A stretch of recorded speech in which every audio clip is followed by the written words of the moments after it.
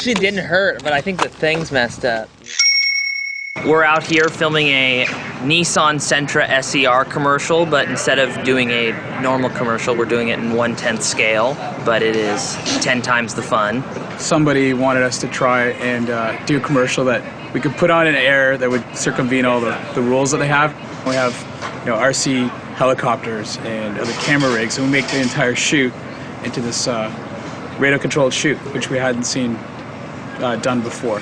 We're shooting an RC car and trying to make it look, at least initially, we think it's a real car, and we kind of use all the conventions of a traditional car commercial, and then slowly reveal that we're actually watching an RC car. We have a lot of variables, like the RC cars are somewhat finicky. We're filming this 10 different ways, out of cars, with the helicopter, on RC cars, on a dolly, so it's a lot of coordination. Planning and prepping for this job has actually been pretty extensive. It's about the car and the cameras, making a car look powerful and beautiful and strong. We were concerned about the way the camera was going to mount. Specifically, we drilled camera mounts all throughout the top of the mounting system.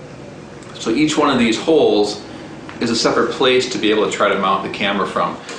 We bent up these flanges on the sides and the front so that we give it a little bit extra ground clearance.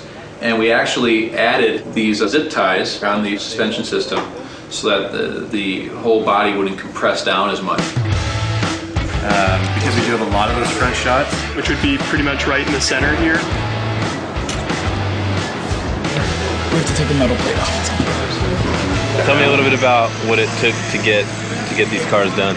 Well, we had a lot of modifications to open up the wheel wells, typical priming and painting just like you do in a real car. We made one shell that has more detail than the others that we're calling the Hero. Seeing the actual car drive up was a little humorous for me because, I'd been so used to thinking about it really being this big, so seeing like the big thing was like, who made that? Just see it spinning around you. There's so many different ways to get your car to drift. I mean, you can drift anything. Like I said, it's all in the tires. And, if it's four-wheel drive, that helps for initiating your drift in a slow area. Like, to say I was just cruising pretty slow and I hit it, it would just, counter steer. Oh my God. I made holes in the PVC. This actually gives you more traction. But you were saying you wanted like a softer tire, but... Well, softer tire, I think, just for the camera car. Okay. To absorb some of the shock. Yeah, I would say for the camera car, man, if you're just gonna want the following done with that, then yeah, you can just put rubber tires on there. I mean, none of these are gonna work for you. Yeah. I mean, this is like for helmet cameras. We tested a couple of smaller cameras that were very small, mounting for helmet mounts, and the quality wasn't good enough for us, and the lenses weren't good enough. Panasonic is quite a small camera that puts out a very good HD image. Hopefully when it gets back to the rental house, they will not know that we used it on the side of a radio control car at high speeds. The other camera we'll be using will be the Canon 5D. Well, I think a combination of 5 and 70s. We were using this for any of the operator control shots. What's going on here? Basically, we're setting up for this helicopter shot. We're gonna follow the RC car with this remote control helicopter rig, which is also nicknamed a flying chainsaw. We're gonna do a little helicopter aerial photography. Based on the plan, we're gonna be following a car. Another shot is the car shooting up at the helicopter. The camera goes on the mount, is fully controllable, and we've got a computer stabilization unit built in. And the camera sends a downlink to the monitor system where he can watch exactly what's coming through the lens. Our biggest attribute is that we can fly lower to get the more intimate shot than a full-size aircraft. Right, you're going from A to B, and then the car catches up with you, and then you go together. Okay. I'm amazed. The helicopter is actually handling really well. So. Good so far. And action. Cutting, stop.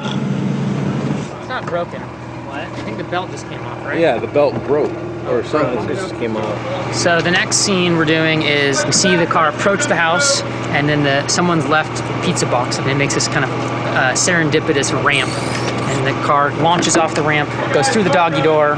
The garage door opens up, revealing our mini car next to a real-size version of it. There's our wooden ramp to disguise it. Just use some wax paper. The body's hitting the curb, you know, like this part right here. The little lip of the curb? Yeah. And they're trying to, make that transition smoother for the car to handle it and make it look not so apparent that we're building up a little ramp for the car to just approach the driveway on. Perfect. Cut. See the reflection of this light. Good. Give us the status on the day. Day's going great. It's taken a little while. It's a long day, but we got a lot of good stuff shot. And right now we're putting a fake doggy door on a garage door. So this is our last shot, the martini shot of the night. I'm going to have the honors of tossing our hero car through a doggy door. We're going to toss this through. The idea is it's launched off a pizza box ramp into the air. We're shooting a Dukes of Hazzard style where we're seeing it fly through the air. Is the whole crew gonna go yeehaw when it flies through the air? Maybe if you're lucky, if I do a good job. I feel good. I love the Dukes of Hazzard. Your hand, the bottom part of your hand is in.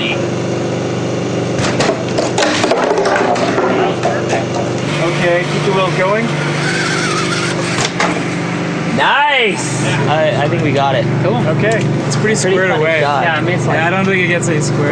Yeah, I think we got it. cool. Okay. Good job, guys. And